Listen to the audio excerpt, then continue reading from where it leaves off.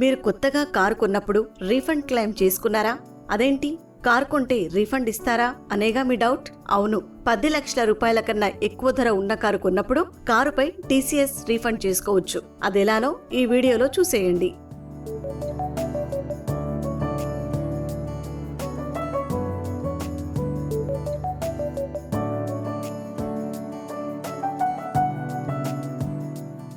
₹10 లక్షల కన్నా ఎక్కువ ధరతో కారు కొంటే అందులో 1% డబ్బు టీసీఎస్ కింద ఛార్జ్ చేస్తారు.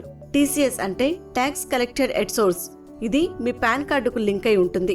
అందుకే దీన్ని ఫామ్ 26AS కింద ట్యాక్స్ క్రెడిట్ కు యాడ్ చేస్తారు. అసలు విషయానికి వస్తే ట్యాక్స్ రిటర్న్స్ ఫైల్ చేసే సమయంలో ఈ అమౌంట్ ను అడ్జస్ట్ చేసుకోవచ్చు. ఉదాహరణకు ఇయర్ మొత్తంలో కట్టాల్సిన ట్యాక్స్ 70,000 ఉందనుకుందాం. మీరు 20 లక్షల రూపాయల కారు కొన్నారు అనుకుందాం.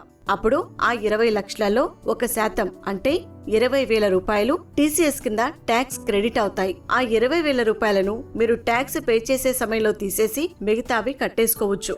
అంటే 70,000 రూపాయల నుంచి 20,000 రూపాయలను కట్ చేసి మిగిలిన 50,000 రూపాయలు కట్టుకోవచ్చు.